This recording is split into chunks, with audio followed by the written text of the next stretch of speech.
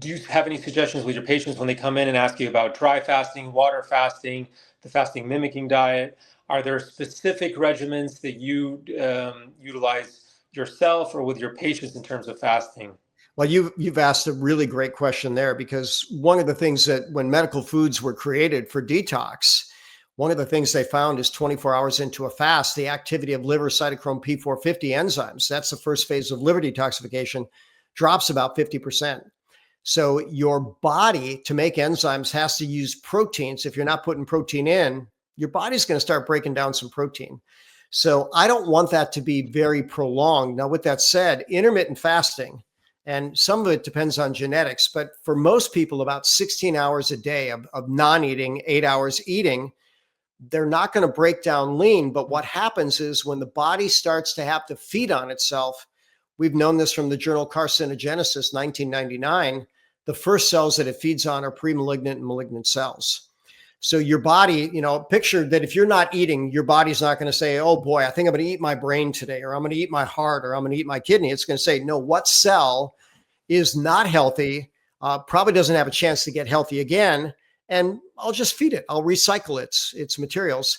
And that's the process called autophagy, of which intermittent fasting is a trigger for that. Welcome to the TBD Fit Podcast on Dr. Talks. I'm your host, Daniel Chille, and I will be guiding you through this wellness journey in terms of optimizing health and longevity, where we unpack the science, the do's, the don'ts, and everything in between. Come join us. Look forward to seeing you inside.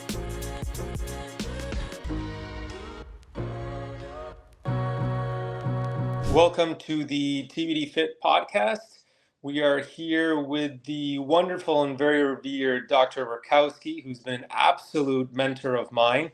Dr. Rakowski is a chiropractor, is a board-certified kinesiologist and clinical nutritionist. He's also a biological train instructor, where I had the pleasure of kind of visiting him in clinic and mentoring and shadowing through him in both his practice and in his home.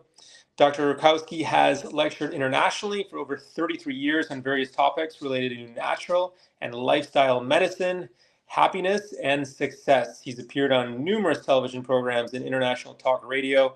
He's an expert in all things functional endocrinology, in-office diagnostics, which I look forward to discussing today, and procedures to assess overall nutrition status. His clinical experience ranges from treating elite professional athletes, who I'm sure we'll uncover in today's talks, to critically ill patients with a variety of cancer and autoimmune diseases. It is an absolute honor and a privilege to have him as a guest today. Thank you so much for your time, and let's dive in. So first things first, it is awesome to reconnect here virtually. I hope to see you in the flesh soon enough.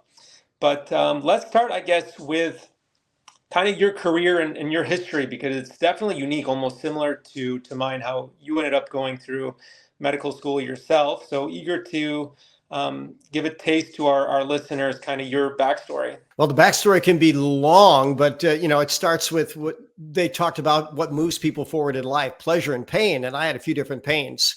I was a pretty good athlete in high school. By the time I got to college, the first time I was studying electrical engineering.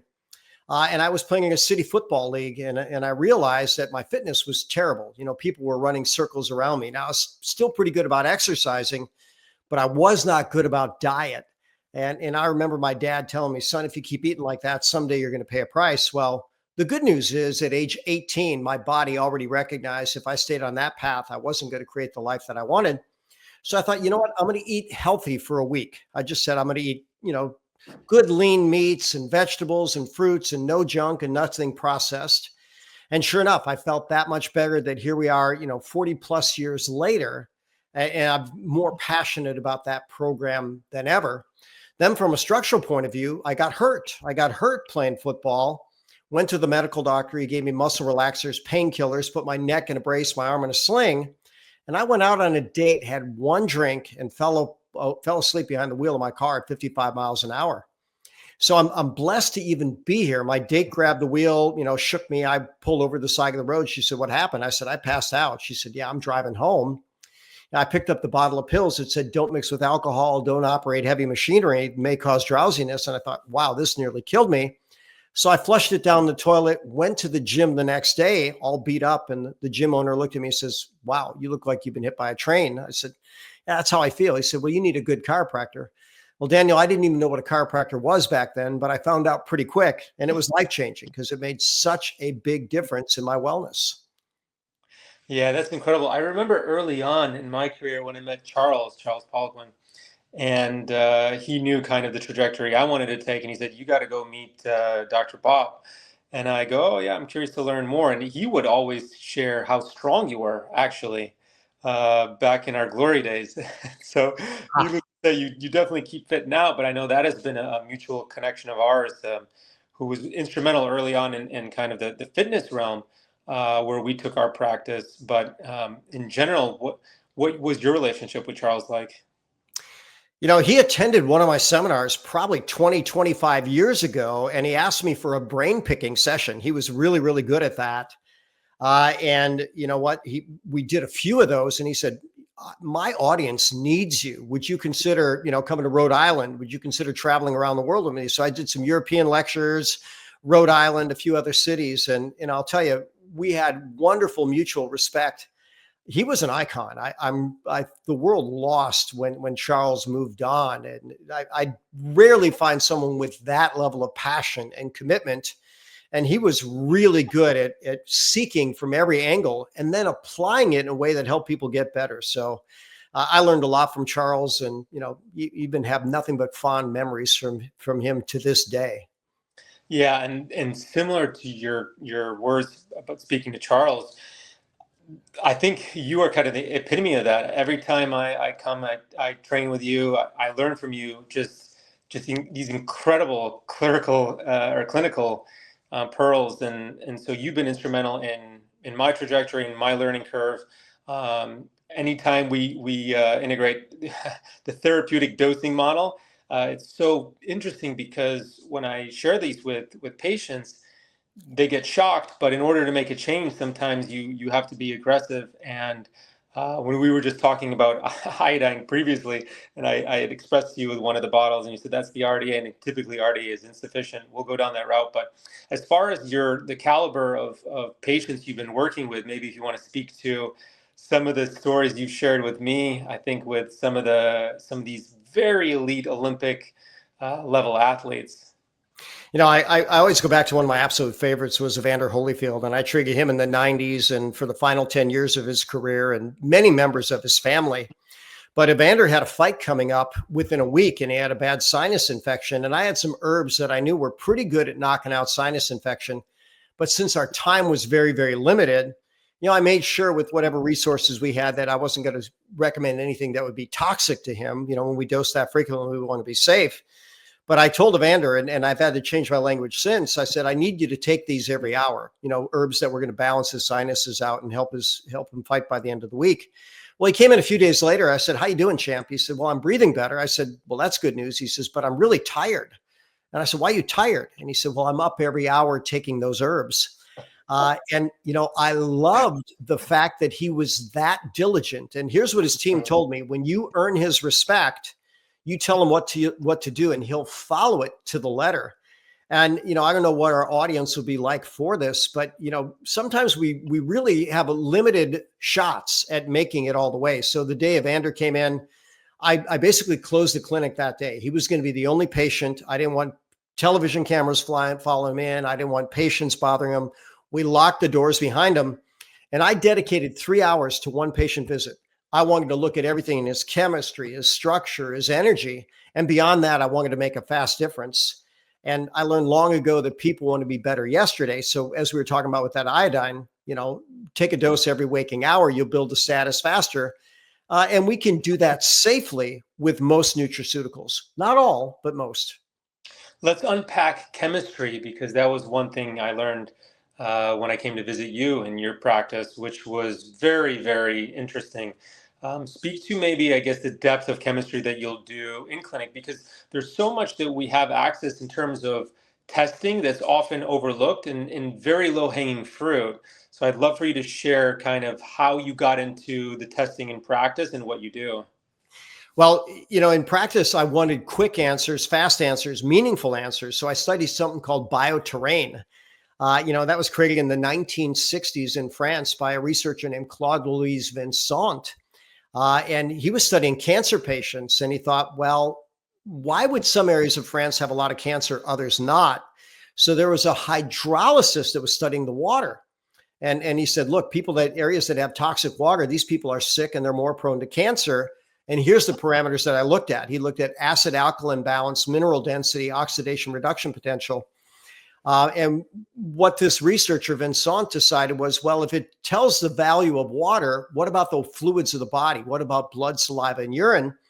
So it was a very interesting project. He took the elite athletes, figured their chemistry would be the best. That's not always accurate, but it's not a bad starting point. And then he started tuning up people, with good natural products to balance their chemistry more like those of the athletes. And sure enough, people got a whole lot better. Now, many of your listeners may realize that there's been kind of a war on health. And so the US government's been to my office 5 different times. I had a bioterrain analyzer. They've made that device illegal in a normal clinic. You have to be a highly complex lab. So there's different ways I get the data. But when you look at the depth of chemistry, when I teach nutrition, I ask people, how much do you think the nutrition needs of humankind has changed, over the last 10,000, 100,000 years? And the answer is our needs haven't changed, but how has our food supply changed? And it's changed to a point where people 200 years ago wouldn't recognize it. And reality is our body doesn't recognize it. And that's why there's a lot of horrible food reactions, allergies, and we process a lot of the good out of the food and put in the bad. But back to this concept of chemistry and low-hanging fruit.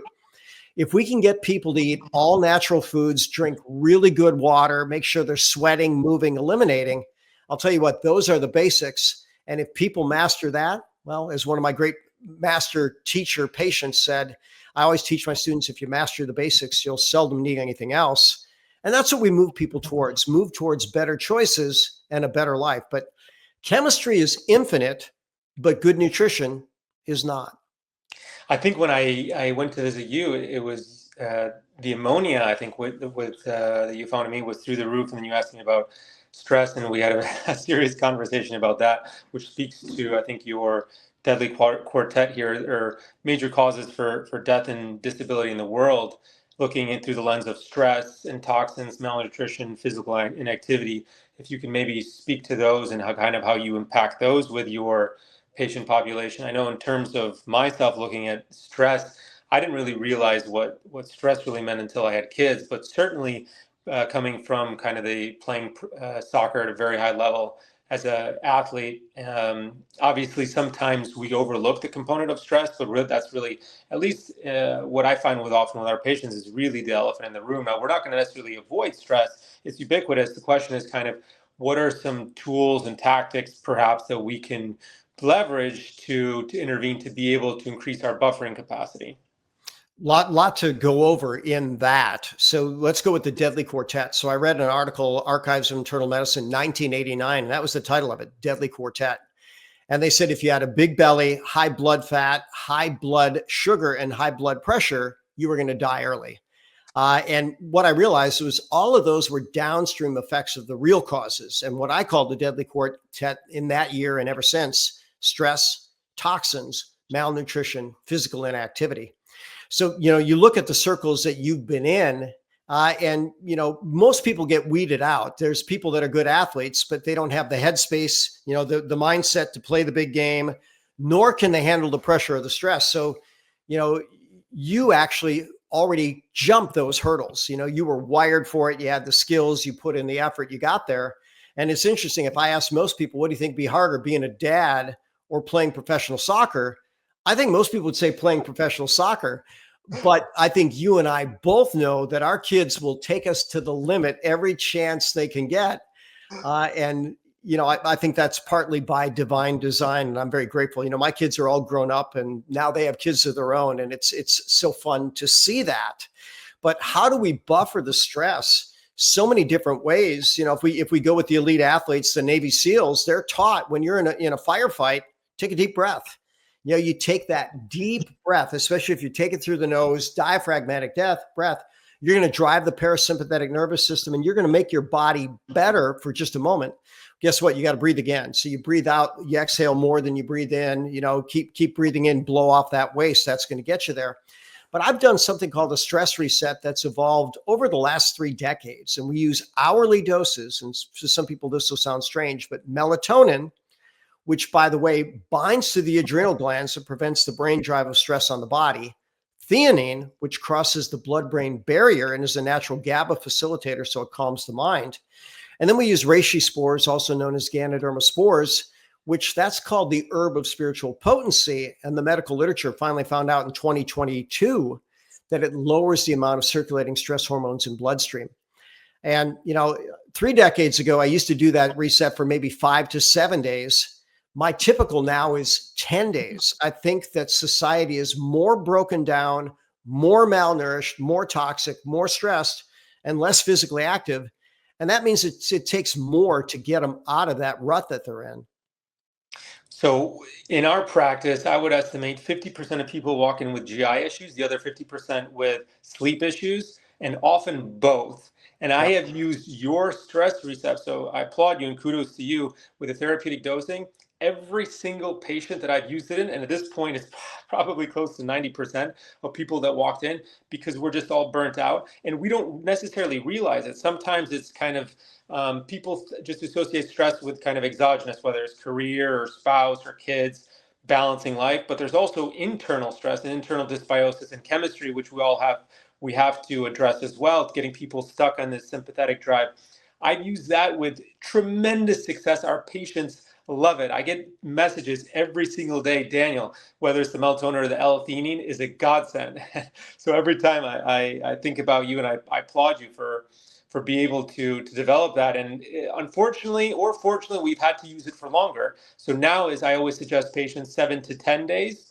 And people love it so much, they say, hey, can I continue on this? And so I try to dose down, but needless to say, I said, yeah, absolutely, use it as needed. These are natural nutrients. They're only going to help you. I remember you always saying that, melatonin is in every single cell organism on the planet. So it's intelligent by design. The Ganoderma, if you can speak to that, because I know that's probably one of your favorites, if not your favorite. Well, it certainly is, right? So medicinal mushrooms, I'm a huge fan. Multiple doses every day. But I'll tell a story. When I was in school, I was very, very hungry. I didn't feel like I succeeded as an engineer. I was a good engineer on paper. I made good money working for General Motors and Texas Insurance, but I never liked it. And so I realized there was something missing in that career. So when I decided to become a chiropractor, I did it from great success as a patient. But I went to my chiropractor and I said, I want to be great. What do I need to do? He said, Bob, that's easy. Learn from great people. And I said, okay, great. I thought that's why I was going to school. He says, well, good luck with that. You're going to want to find out who's really succeeding in clinical practice in the community and pick their brain, right? So that Charles Poliquin brain pick. So I'd volunteer. I'd find a way to be helpful to them, clean their office, take out their trash, and I wanted to watch, let me watch you work with patients for an hour or two or whatever you'll let me do. And one guy gifted me a book called Reishi, King of Herbs. He said, Bob, I'm a huge fan of human health. This is the best herb I've found. I don't know a single patient that it won't help, and I don't know a single patient that it will hurt. So that's a really good combination. He says, so creatively get this into people. So, I started doing that my first year in clinical practice. So we're going back to 33 years ago. And then over a decade ago, I was introduced to a coffee company that has organic reishi in every single cup, whether it's coffee or tea. And I thought, wow, I drink 6 cups a day. I wonder what most people do. And the average in North America is 3.3 cups. So what if you had one that was organic, infused with organic superfood, as opposed to 94% of coffee being toxic in some way? So, very impressive. So all of those nutrients are very, very good. You speak of melatonin, and now we know it's a mitochondrial specific antioxidant. So, and it's anti-cancer by 10 different mechanisms with no known toxicity. So when we put that into people, that can be one step to better. The theanine makes another step towards better. Then you add the Ganoderma, and you've got a really amazing triad of health. It's interesting when you reference melatonin. So the impact with cancer prevention, cancer treatment. I know Huberman, I had this discussion with my brother the other day, and many of our patients, because they come in concerned with taking melatonin. And Huberman, I know, is very much in the anti-camp. And so he's a big voice now within kind of this health and humans performance field. So it's difficult sometimes to navigate with our patients because they come in hearing one while we're kind of on the other end professing specific benefits. How are you able to kind of overcome certain objections? Well, it's a clinical trial. Everything is. So you come in, you're not feeling well. Here's your symptoms. Here's what I suggest. And we're not asking for a lifetime commitment. I want 10 days. And if you can't give me 10, give me 5. If you can't give me 5, give me 3. And, I'll tell a story. I had a woman who was denied life insurance because she flunked the blood test. Her kidney markers were elevated. And, they were just barely out of range, but the life insurance company doesn't care. They just said, hey, here's a problem. Well, the kidneys and the adrenals are very, very tightly coupled, especially in Chinese medicine. So the stress reset is good for the adrenals. I gave some additional herbs for the kidneys. And I said, look, why don't you dose this every single hour? I think she had her life insurance test on a Wednesday, got the results on a Thursday, called me very, very panicky. We got her on a protocol Thursday through Sunday. And I said, let's draw your blood again on Monday. By Monday, with hourly doses, every kidney marker normalized. In fact, she had a pretty good buffer.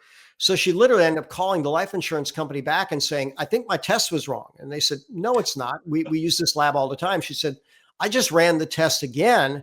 Here's my numbers. They said, we don't believe you. She said, I'll go again. Write me a requisition. I'll go. And sure enough, right, it was enough to fix it. So we start looking at what we do. The medical model sometimes doesn't see people recovering that fast, but that's the kind of result I want. We want bodies to turn around so fast. If people can feel so much better in 3, 4, 5, 10 days, then they realize, okay, there's hope for me. And maybe hope is the number one vitamin, the number one healing remedy, in the world right now. Give people hope. I think they'll do a whole lot better. Yeah, so too often patients will come in, and I often term it as self-sabotage. I mean, they've lost all hope, unfortunately. And so we serve almost as mentors to be able to intervene. But then that's the upside. We'll be able to use natural nutrients that can help restore hope and restore dopamine and executive function and restore drive and restore chemical imbalances. When you're looking at chemistry or just foundationally, are there specific nutrients that when patients come in, you're like, okay, here's our foundational plan. These are our foundation 5 or what have you. Yep. Because I remember early on when you were speaking about, I believe it was functional foods, as you termed them. Yep. And so if you can speak maybe to that, what you've seen work well. Sure. Well, let's go with foundational nutrition. And I tell people nutrition is not optional. We call them the fabulous 50, the vitamins, minerals, amino acids, proteins, carbohydrates, fat, fiber, and water in doses that make a difference. And, one of the early sports journals, it was in the 1990s, they did an estimate of, how many people actually have nutrient deficiency of any one of those 50. And they figured it was in the high 90s. And so if you take a really good multivitamin, multi-mineral, and maybe there's some plant nutrients blended within it, and the companies have gotten better now. There's great nutrition companies.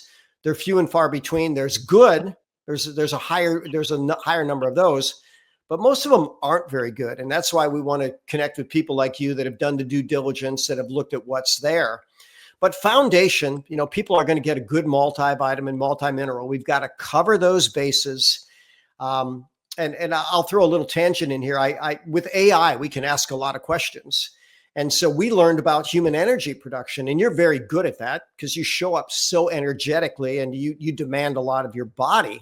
But if someone has good mitochondria, that which makes 94.4% of human energy, a molecule of glucose starts getting burned. And by the time it's done through all of its energy processing, it's made 36 units of energy. Anaerobically is 2, aerobically is 34. So we're a lot more efficient aerobically. Well, now that they've been able to test mitochondrial efficiency, instead of getting those 34 ATP, they say it's more typical for people to get about 20. So there's over 20 steps in the electron transport chain. Each one of those has a nutrient cofactor. That's a long answer to, that's why we dot the I's and cross the T's with a good multivitamin, multi-mineral. Then we're going to go omega-3s. These are not optional. These are essential fatty acids. They're terribly deficient in the standard American diet. One of my great mentors was hired by the World Health Organization in the 1960s to study the Greenland Eskimos. And here's the question they wanted answered. How could these people have the world's highest fat diet and yet the world's lowest incidence of cardiovascular disease? And they found out it was the good concentration of omega-3s. So, thousands of studies in the medical literature, omega-3s prevent heart attack, stroke, and cancer by 13 different mechanisms. And now we know there's a lot more to that story. So that's going to be a big part of the foundation. But here's what I'll tell people. Fish are going to be, feeding from their environment. The ocean is horribly toxic. They concentrate things like mercury, especially if they're big fish. And then there's other things like PCBs and dioxin in the water. So it's far more expensive to purify the fish oil than it is to harvest. So you only want to go with the purest and clean. So omega-3s are on there next. I like a good plant nutrient supplement. Some people are on the carnivore kick, and I think it can be a good reset. But one of the most powerful lines in the medical literature I ever read was in 1991. And here was the exact statement. It said, at every step along the road to malignancy, plant nutrients tend to reduce the likelihood of transmission to the next phase. And so how many people get their 5 to 9 servings of fruits and vegetables every day? Almost nobody. So if you take a good plant nutrient supplement, you're there. Then I'm going to go with a really good probiotic, preferably a spore-based and maybe multi-strain. And then we go with D3K2, and that's going to fill the foundation. And you might say, well, wait a minute, doesn't the multi have D3 and K2 in it? Yeah, but not to the level that most people need. And, we found out with COVID that vitamin D status was directly related to survival. So better vitamin D, you weren't going to have problems with COVID. Horrible vitamin D, they could predict if you were going to die. And it's not just that for COVID. We know it's really good for every aspect of the immune system, including allergy, autoimmunity, and cancer. So we dot those I's, cross those T's, then we're going to have a good nutritional foundation to work from. So looking at your plants, as you alluded to, and plant nutrition, we're very big here, what I term as plant points. Each meal, I like to reframe someone's paradigm and adopt this mantra of 5 plant points at each meal. That can include spices and herbs, but getting people to have more plants on their plate to feed a healthy microbiome. You mentioned probiotics. Is that something, in spore probiotics especially, is that something you typically have people long-term, or what are your thoughts with the use of probiotics? Well, it's a good start. And so, you mentioned you have so many people coming in with gut and sleep issues. Hippocrates 2,000 years ago said all disease starts in the gut. He was only off 10%. Modern science says 90% is the gut and microbiome. And if you look at the term antibiotic, anti is against, bios is life. Those antibiotics are against life. And so they use 83% of antibiotics in livestock. And so, okay, if you're eating anything commercial, meat, eggs, milk, which I don't recommend, go all organic, free range, you're getting residues of antibiotics. But beyond that, when these animals poop, the antibiotics get in the soil, and now they even know that the plants are taking them up to some level. So I think it's a very good first do no harm strategy to give a broad-based probiotic. And then you start seeing people go, not only does their gut feel better, but all of their energy, their stress, their sleep. Because if the gut is not right, the whole body's inflamed. If the whole body's inflamed, cortisol is being released, and they're in a low level of fight or flight, and they don't even know it. So their body's got this internal war, and they say, well, why don't I have energy to go play anymore? Because your body is trying to clean things up and repair things, and you're not giving it what it needs. So it's losing that battle. Do you have any specific, I know similar to your stress sleep reset, which has been absolutely instrumental. Do you have anything specific that you find that works on a very high level, or for just the general population in terms of gut integrity, healing and sealing the gut lining, intestinal permeability? Yeah, well, there's things that are very, very well known. So my big 3 would be colostrum. And I do like that from an organic source. We know that that's in mother's first milk, and it's great for passive immunity and sealing and healing the gut. Glutamine, the most abundant amino acid in muscle and plasma, is very, very important for gut function, and even vitamin D. But you've got to resolve the food issues, the dysbiosis, the bad bugs, everything else. And, after taking a deep dive into the carnivore diet and how it works and why it works and who it works for, I often recommend about a 10-day carnivore reset. And they've done very, very big studies now. They realize that most of the bad bugs in our gut are vegan. And so if we can starve them for 10 days, we can make a very, very big difference there. So I give people different choices. Some people, they don't want to eat, animal products no matter what. So you mentioned medical food, functional food. There are both. A medical food is actually approved by the FDA, has guaranteed potency, guaranteed purity, proven effectiveness in human clinical trial with every nutrient recognized as safe. And we use some of those for the gut. And there's also functional foods from the gut.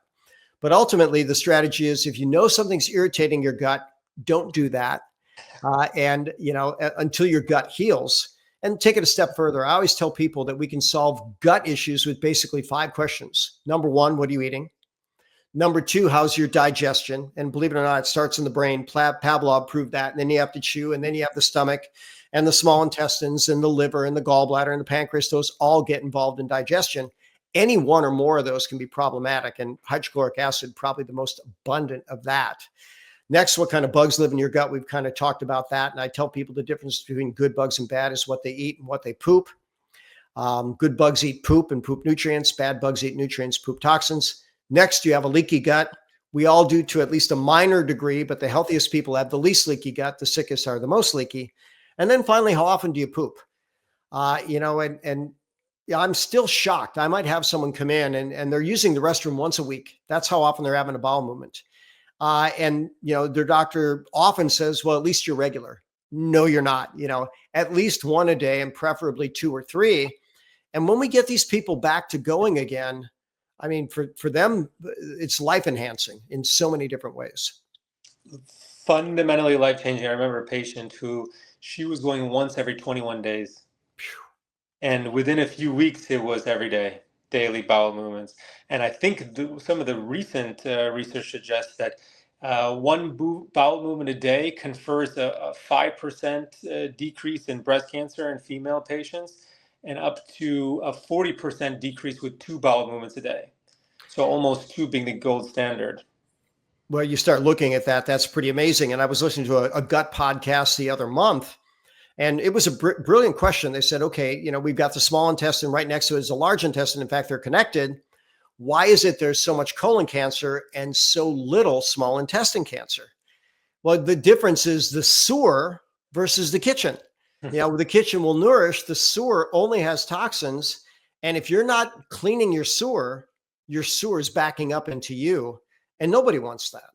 Yeah, just fermenting. What about for patients? Because I know you mentioned glutamine and colostrum, which are definitely foundational, but for patients that have issues with glutamine or maybe cytotoxicity with issues with glutamate and the conversion, and then also colostrum for patients who are lactose intolerant or issues with dairy, do you have substitutes that you like?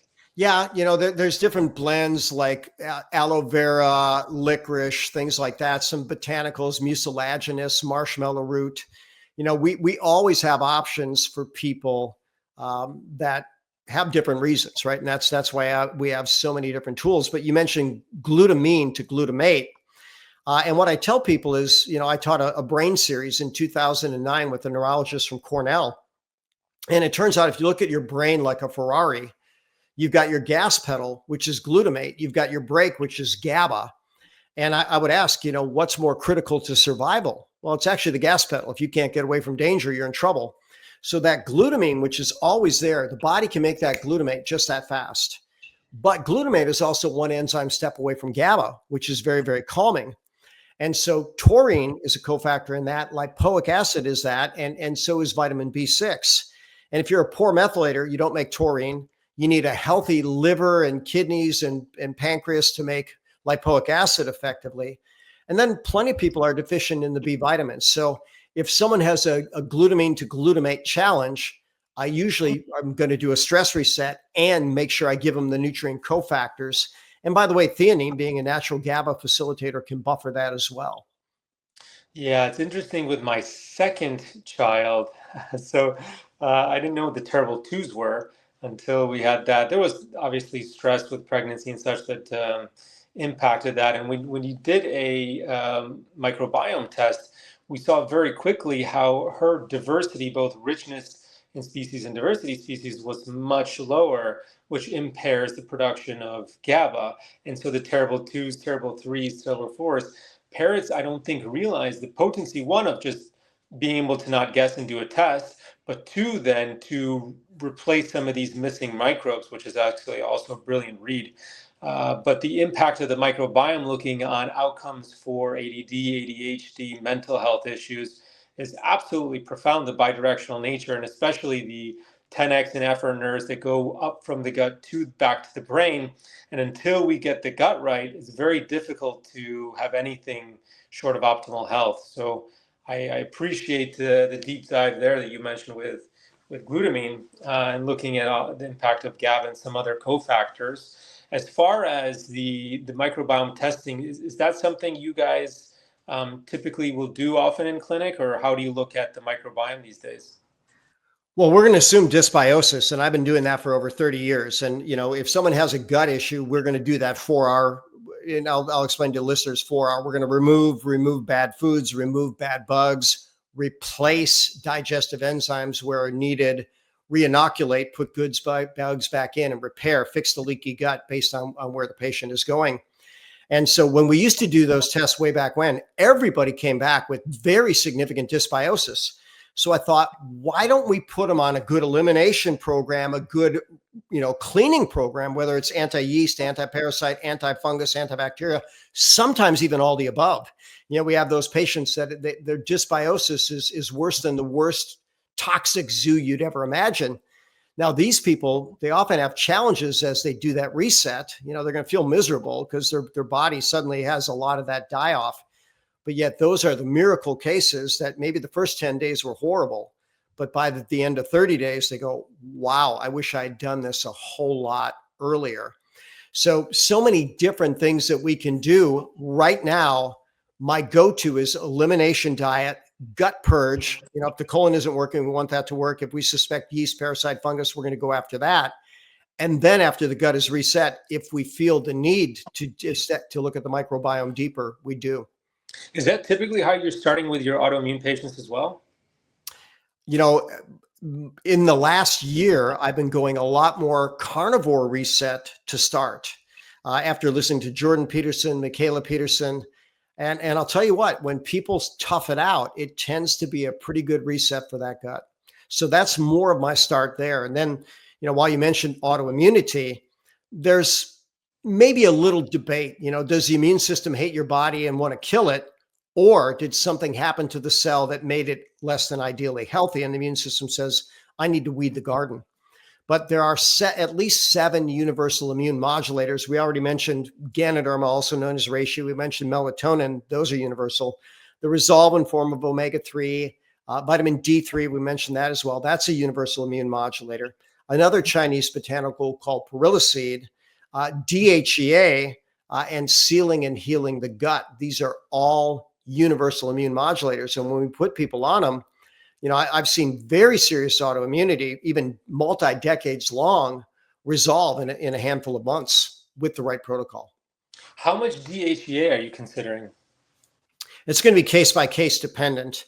So, it also depends on the form. So I use a sublingual form where a single dose is just 5 milligrams, which is going to be a very small dose. So what we know is if men get too much DHEA, they tend to feminize.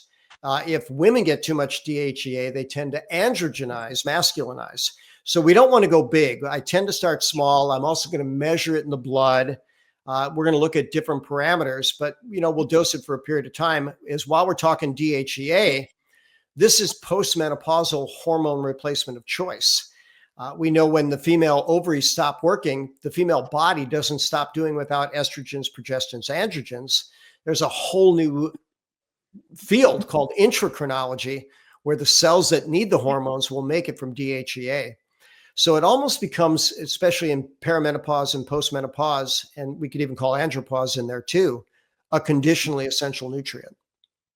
Yes, we definitely are quick to integrate that DHEA, progesterone, even perimenopausal and definitely postmenopausal females, and then optimizing the whole plethora of hormonal balance. In terms of men, how fast are you considering TRT if at all, with men versus, cleaning out, certain other pathways and then leveraging in testosterone?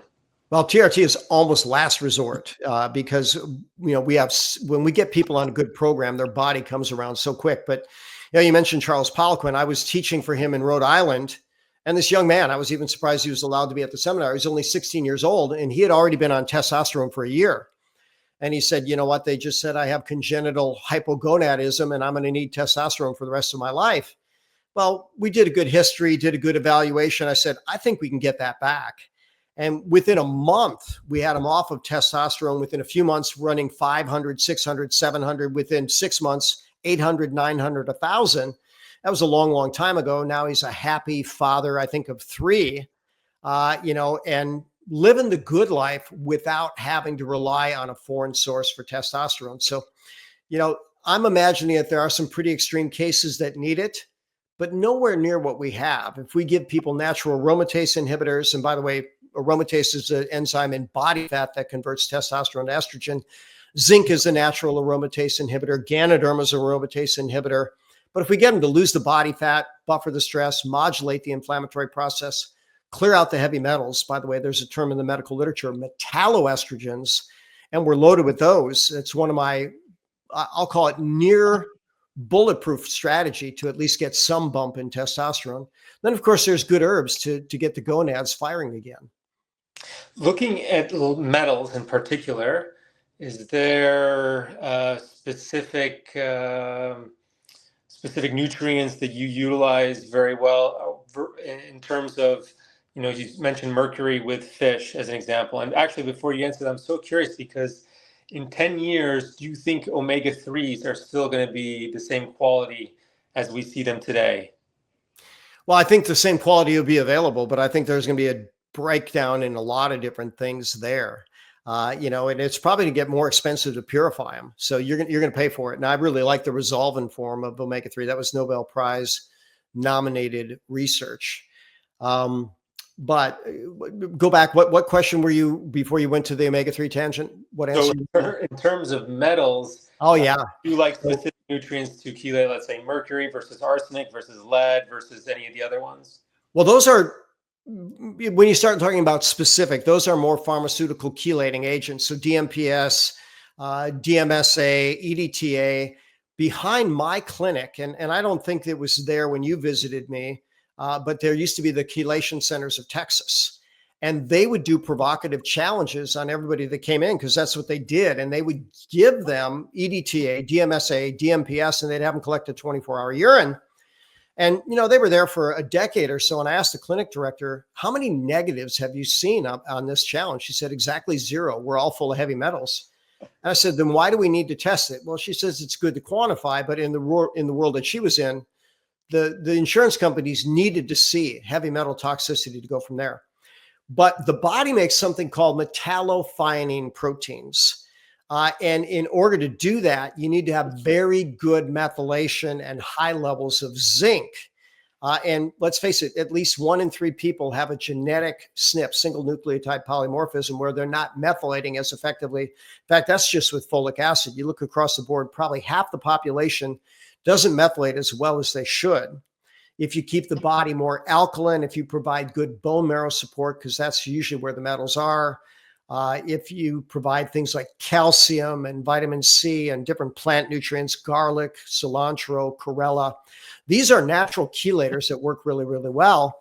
And going back to the medicinal mushrooms, reishi, also known as Ganoderma, and in 2 weeks of dosing increases metallothionein protein 800%.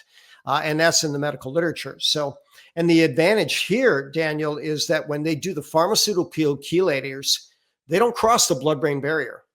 So that lead, cadmium, mercury affecting the brain, that's not going to get cleared out with those chelators. But the metallothionein proteins, they'll clear it from everywhere. So sometimes if people are bad enough with big enough exposure, we welcome those pharmaceuticals. But I always support it naturally. And keep in mind, the pharmaceutical chelators also pull out nutritive elements. So you've always got to replace those. Looking at postmenopausal women in general, I know this is a tremendous concern because as heavy metals are sequestered in bone and as bone degrades with the decrease in estrogen production, we see a very stark increase in our postmenopausal population. So definitely something to be mindful of. Again, I just don't like guessing and like testing, so I see the power of the test. But as you said, everyone is toxic. The question really remains just to what degree, right? And how fast is it spilling over versus draining at the other end.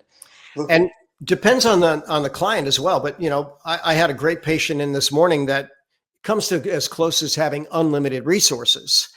And he said, Doc, I want every test under the sun. Well, it's not going to break his budget. Okay, cool. Let's order it. But let's say if someone has $1,000 and that's their total budget to get better, if I have a 90+% confidence rate that I'm going after the right thing, I'll just tell them I'm more than 90% confident that this is going to be the right path for you. I don't want to take away $300, $400, $500 of money that we could apply towards getting you better to figure out what we already know. Now, if we move forward and don't make progress, well, then you're foolish not to look deeper. When we go in the right direction, we celebrate. When we don't, we figure out why. How often do you see high heavy metals and parasites? Well, I guess that would be always. So, when I go with the chelation centers of Texas, they said everybody has it. So we know, and the medical literature says this, the modern skeleton has 500 to 1,000 times the lead of pre-industrialized humans. That's just lead. Then you got cadmium, mercury, nickel, tin, arsenic. And these are all in the category of metalloestrogen. And then you look at the estrogen effects in women, whether you're talking about dysmenorrhea, menorrhagia, fibrocystic breast, uterine fibroid, depression, autoimmunity. All these are estrogen toxic circumstance. Or males, how about low T? How about prostate problems? How about, I had a young man in the other day, mid-20s with sexual dysfunction. That's a toxic stress body, and he doesn't need Viagra. He just needs the right program for him. When it comes to parasites, one of my great mentors, Philip Paul Huxter the third, said, when it comes to toxins and parasites, it's not us against them, it's us with them. So to some degree, we all have parasites, but here's the question: do parasites have us? And so, you could do a stool test if someone really has serious GI problems, or just a complete blood count looking at eosinophils. Some people even say above 2.5% on eosinophils. If it's not an allergy, it's a high probability there's a parasite there. And, with the way that we go after parasites, I'm going to say it's a first do no harm strategy. The natural botanicals, I even have a whole bunch of patients doing ivermectin, fenbendazole. And I've got to tell you, I think those are two really good drugs, and I'm seeing patients do well with them. So good blending there. Are you ever suggesting that as a prophylactic? Now we see that in terms of cancer research and cancer treatment, but in general, for like say someone comes in with just income is endless, and they say, hey, I just want to be on a human performance optimization plan. Are you doing a like anti-parasitic cleanse as a prophylactic at some point throughout the year? I wouldn't say I do it prophylactically. If I have an indicator that I need to do it, then I always do it. But if I don't, I don't typically. But, with that said, grandmothers used to do spring cleaning. They would actually take some turpentine on a sugar cube and give it to your grandkids every spring. And what would that do? That turpentine was pretty toxic. And one of my mentors suggested that, 30 something years ago. I thought, well, let me try that. And I remember getting some turpentine that said harmful or fatal if swallowed. He said, well, I don't want you drinking the whole thing, but it is harmful or fatal to those parasites. So I'm not recommending turpentine here to your guests. Ivermectin, fenbendazole, those would be good. Wormwood, artemisia, golden seal. There's natural botanicals that work well, but I almost always have an indicator. So do we all have parasites? I think there's good evidence that we do. Do we all need a parasite cleanse? Probably not. Probably not all of us. I know in terms of HCl and repleting HCl, that definitely goes hand in hand. What I find is going back to the stress component, when stress is high, we secrete less hydrochloric acid, which is our kind of like natural killer, if you will, which will help eradicate. But unfortunately, too much of us are stressed, and then we have this dysbiotic representation or overgrowth, especially parasites, which can do huge damage and then collect with the heavy metals. And so when you have someone that comes in with kind of a lot of these issues, how do you determine where to start? Well, that's a challenge, So I like what you said about starting with the stress reset. because if they're under stress, guess what? They don't detoxify as well. They don't absorb their nutrients as well. So I want to figure out what are the major of the big four: stress, toxins, malnutrition, physical inactivity. Are they dotting the I's, crossing the T's there? And if they are, well, then take a pick. Are we going after heavy metals? Are we going parasites? Really depends on the symptoms, and either can cause a whole wide range of symptoms. And I do want a lab marker to follow it as well. But, I would think that heavy metal cleanse would be more universally valuable. But when someone has a parasite issue, clearing that is night and day for them. So if it looks obvious parasite, I'll go after it right away. And I remember you saying early on, going back to the stress reset, I think you mentioned everyone is cortisol resistant until proved otherwise. Same thing like xenotoxic and estrogen dominant until proved otherwise.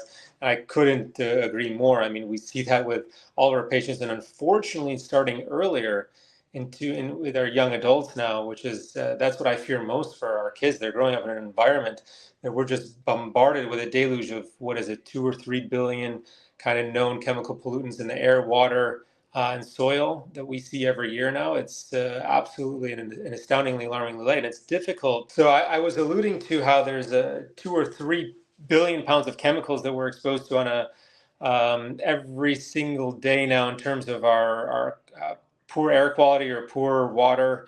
And then as far as the soil being depleted as well. So going back to the foundational component, which no one is mastering the foundation, everyone's looking for like these fringe new molecules. I think it's critical to mastering the foundation, as you expressed earlier on. Are there other things that you're doing in terms of, I see your streams now in the sauna every day. Are there other things that you've now integrated to combat this just deluge of chemical soup that we're living in? Well, there's so many different biohacks that are centered around detox, and I love infrared light. I love infrared sauna. I love heat. I used to do cold plunges every day. Now we're summer here, so I'm not, it's a ways away from that, but I would swim every day in my pool all winter long. So, I think anything that makes you sweat, anything that gets you circulating is going to help the process. But keep in mind, detox is nutrient dependent and energy dependent. And so when you're doing something like infrared light and heat, that's a very interesting way to add energy to the body, which is proven to help the body clear toxins. But picture if you're going to get the liver, the kidneys, the lymphatics, the lungs, the kidneys, the bowel all working right, you got to manage the stress and you've got to get the right nutrients in. So you look at the crazy number of toxins that we've been exposed to. I think it was 2006. I had a series called Creating a Healthy Brain in a Toxic World.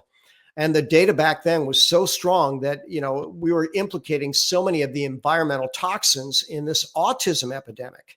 And I'll be very curious to see what comes out. But the medical literature, calls out glyphosate, Roundup, which we spray by the millions of tons here as an autism accelerator, the antibiotic Augmentin, and even the drug Tylenol as all being implicated in autism in some way. And I think we're going to find there's a lot more to that story, but it's a stressed, toxic, malnourished brain.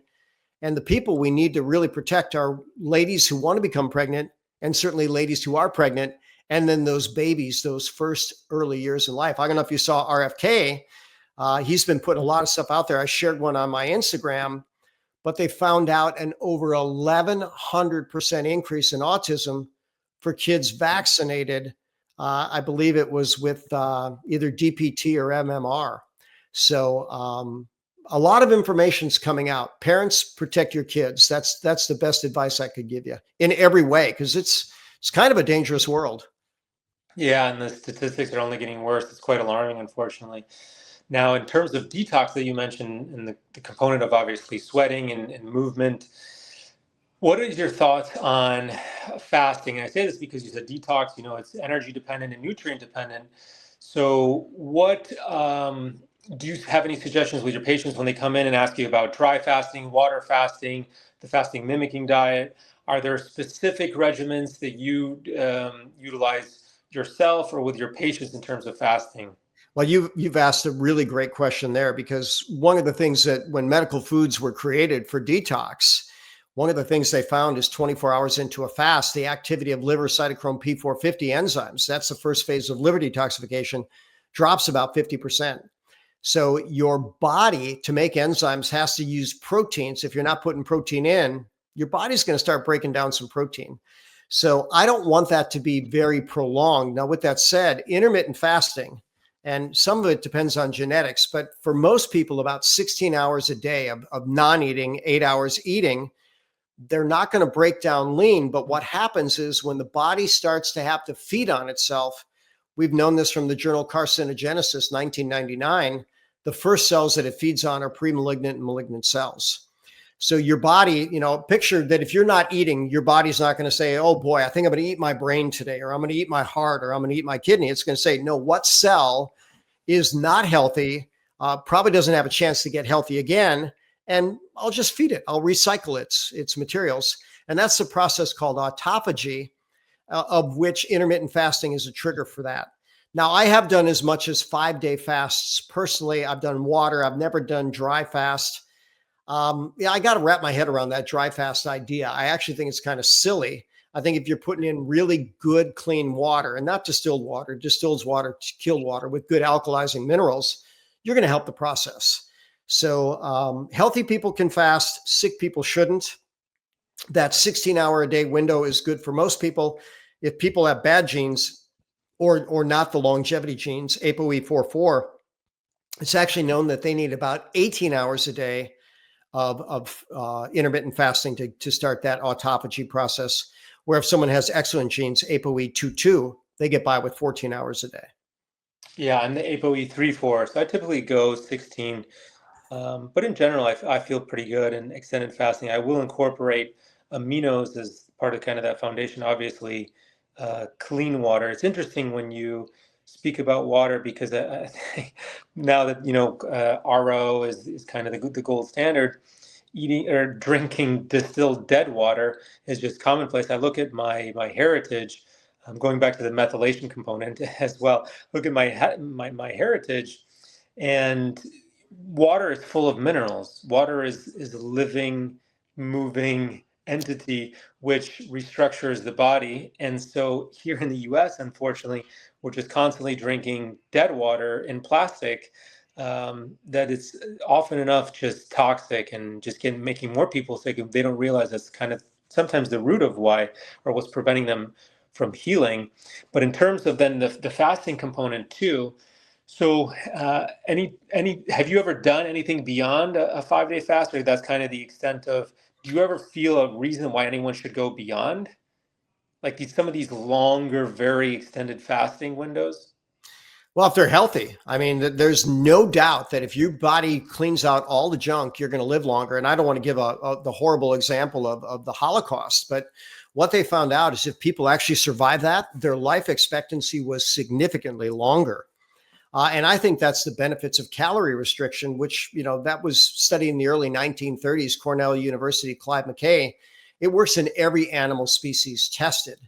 So, do you need to fast for that extended period? Probably not that long, but should we eat less? I believe we should, Now here's the downside. You will reset your metabolic set point will change. So if someone starts doing intermittent fasting, less calories for a period of time, it's not like they're going to keep losing weight forever, but their body will reset and they will not burn as much energy. So there will be a lower basal metabolic rate. That for sure will happen. And if you're okay with that, you'll probably live longer, live leaner, live better, but everything's a trade-off. So I remember listening to one of my mentors. He said, I was trying that, every other day fast. He said, and I realized I'd rather die early than miss food every other day. But I'm pretty good with intermittent fasting. That doesn't stress me much at all. And I definitely see the benefits. So I'm good with that. But, for me, I think I'd feel similar. If I had to go every other day without food, that'd be a challenging every other day. You mentioned biohacks. Are there any other biohacks that you've adopted or things that you're excited about? As an example, not to say this is a biohack per se, but stem cells and exosomes. I know RFK, you mentioned him. He just came out with a post or a tweet, being able to adopt peptides here without any sort of ramifications, stem cells, exosomes, all the like. Are there any things that you're doing in terms of quote unquote biohacking or any other therapeutic modalities that you're very bullish or excited about? Well, there's so many, but when I talked to Dave Asprey and I lectured at one of his conferences, the guru of biohacking, he's the guy that literally coined the term.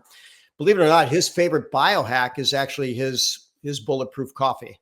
And what I often tell people, okay, Dave's is bulletproof, mine's bomb-proof. Which do you prefer? But he's also really into brain training and meditation and earthing. And I believe that those are things that all of us have easy access to without spending a fortune. So I do like earthing. I do like focus. There's a software protocol called NeuroTracker where you track multiple balls on space. It was actually developed for professional soccer teams. You might enjoy playing with that. I'm sure you probably are pretty epic at it. But I like the low cost, easy to do, readily available biohacks. But I also have the infrared sauna. I've got the electric bodysuit. I've got the infrared lights. I've got the power plates. I think if you can afford it and it's not that challenging to incorporate in your daily routine, every little bit helps. So why not bring it in? At what point do you think we become walking cyborgs or just walking data points? Well, we're close to that now. I've got two different biometric trackers, on each hand. And I got to admit, I love the biometrics, but the downside of that is, every conversation is being listened to, every biometric. And one of the downsides they suggested, and I'm creating an online AI type series for natural and functional medicine. But one of the guys that's our project manager, he's working on a huge $20+ million AI system for a major insurance company. And what they're doing is they're having home test kits where people can literally prick a finger, find out their glucose, find out their ketones, find out a number of things. They have over these 20 different home test kits. And guess what? The results go right back to that company right away. And they say, hey, we got a drug and we can drone it to you within 5 minutes. Do you want it? So I won't call that healthcare. That's actually monitoring numbers, making fast changes and making a fortune off of it. Things like heart rate variability. I like that. I like tracking my sleep. And if you're paying attention and you try something different, you're going to realize, okay, this moved my body in a better direction. And ultimately, I tell people the most successful people I know listen to their body, mind, and spirit and follow the guidance they're given. But hey, that's the ultimate challenge in life, isn't it? So when you mentioned HRV, that's something we discuss with all our patients here.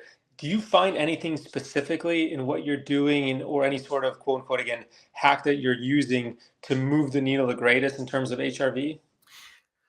Well, I never do one thing at once, but when I start looking at my patients, if I were to say, the stress reset, the gut reset, the detox, all that makes a difference. And probably the biggest with HRV is sleep. Poliquin said this: nothing gets you more bang for your buck than sleep. So if someone has a faulty sleep schedule and we can improve it, their whole life gets better fast. Yeah, I think that is the ultimate superpower. So I agree with you. I know we're coming up on time. This has been an absolute invigorating conversation. I always enjoy the pleasure to connect with you. You mentioned a couple interesting things that you guys are up to. Where can people find you to learn more, to follow you and see what you're up to? DrBobRakowski.com, or if that's too hard to spell, thedrbob.com, THEDRBOB.com. That'll get you to my website. Daniel, it's been a total joy. You're a gift to the planet. You show up with such good energy and with such passion. Thanks for making our world better as only you can. I appreciate the kind words. It's that really, really weighs deep, because honestly, you have been absolutely a light in my corner since day one, since I remember seeing you speak, and you have really shaped my journey. And so I appreciate your words, your wisdom. I genuinely look forward to keep moving the needle forward as we're doing the good deed to make the world a healthier and safer place. Amen, brother. Let's keep on keeping on. And thank you again. Yes, much love. I appreciate your time as always. Thank you for tuning in to the TBD Fit Podcast on Dr. Talks, where we unpack all things health and longevity. If you enjoy the show, like, review, and subscribe. This allows us to have a greater reach and help others on their health and wellness journey.